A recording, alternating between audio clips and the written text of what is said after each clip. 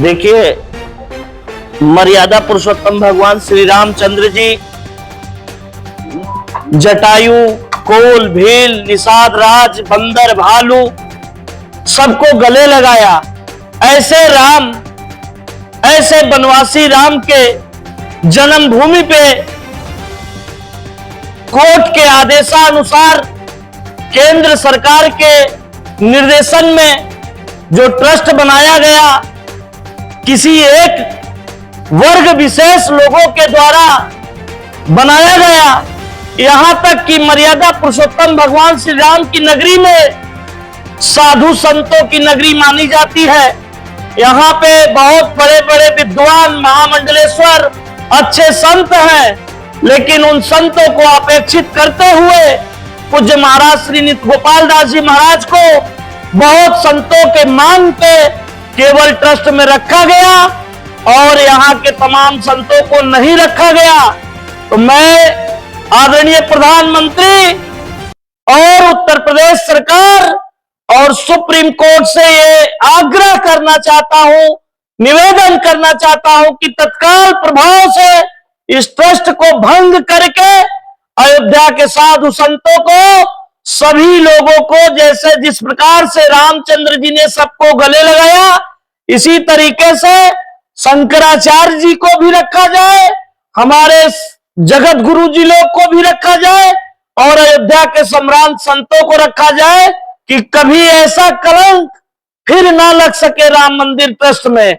बस मेरा यही मांग है कि तत्काल इसको भंग करके और एक अच्छे संतों का ट्रस्ट बनाया जाए। सीईओ की जरूरत नहीं है। जिस प्रकार से आज मर्यादा पुरुषोत्तम भगवान श्री राम की नगरी में श्री हनुमान जी महाराज के मंदिर में 700 संतों की व्यवस्था है, वो भी एक संस्था है।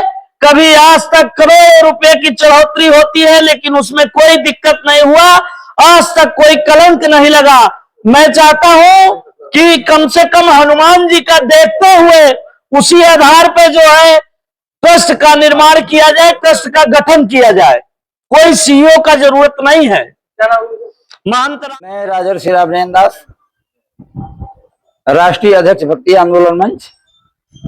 हमारे द्वारा अनवरत पूर्व कई वर्षों से इस तरह का पत्र द्वारा जो है प्रधानमंत्री जी को, मुख्यमंत्री जी को, संघ मुखिया जी को, अनेक लोगों को जो है पत्र द्वारा ये प्रार्थना किया जा चुका है कि श्री राम जन्मभूमि तीर्थ क्षेत्र में जो एक पक्षीय लोगों को ही रखा गया है, जबकि श्री राम जन्मभूमि का जो आंदोलन था वो सिर्फ एक वर्ग का नहीं था, वो संपूर्ण हिंदू समाज का था।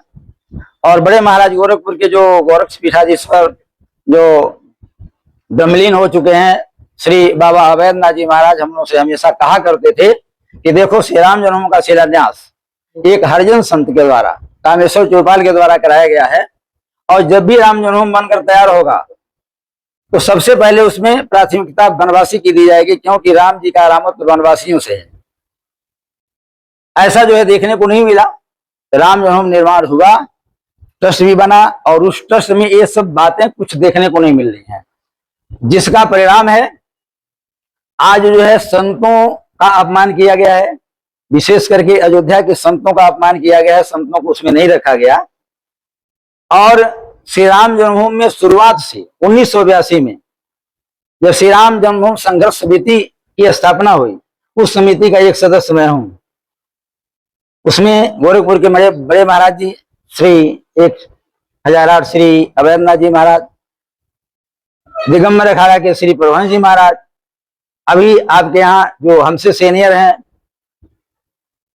श्री किशोरी शरण जी महाराज जो गोला घाट के हैं, पूर्व से जो लगे थे उसमें से वही एक बचे हैं।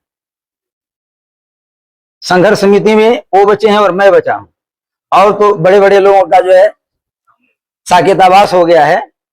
तो मेरा कहना यह है कि जो पहले से लगे हैं इस आंदोलन के साथ, ऐसे संतों को जो साधक हैं, जिस पर हनुमान जी की कृपा हमेशा बरसती रहती है, अयोध्या के साधक संतों को चयनित किया जाए और चयनित करके उस ट्रस्ट में रखा जाए, जिसमें किसी जात पात की कोई भावना नहीं होनी चाहिए। बिना जाति वर्ग भेद के सबको समान भाव से हर वर्ग के लोगों को रखा जाए, लेकिन वनवासी पुजारी की प्राथमिकता दी जाए ट्रस्ट में। उसका पुजारी वनवासी होना चाहिए, क्योंकि वनवासियों की देन है कि आज राम जी को पूरी दुनिया जानती है। राम जी का आरामत तो केवल वनवासियों के बल पर है, इसलिए ऐसा नहीं किया गया है, जिसका परिणाम आज जो है सनातन की धज्जियां उड़ गई हैं। आज कितनी बड़ी बेइज्जती हुई है, भगवान राम जी की बेइज्जती हुई है, हमारे धर्म की बेइज्जती हुई है, हम सारे अयोध्या के संतों की बेइज्जती हुई है। उसी का परिणाम है साधु अवज्ञा तुरंत भवानी कर कल्याण अखिल के हानि, कहा गया है। इसलिए अब भी इसका सुधार किया जाए, नहीं तो आगे जाकर के इसका परिणाम बहुत भयंकर होगा। ये हमारी मांग है।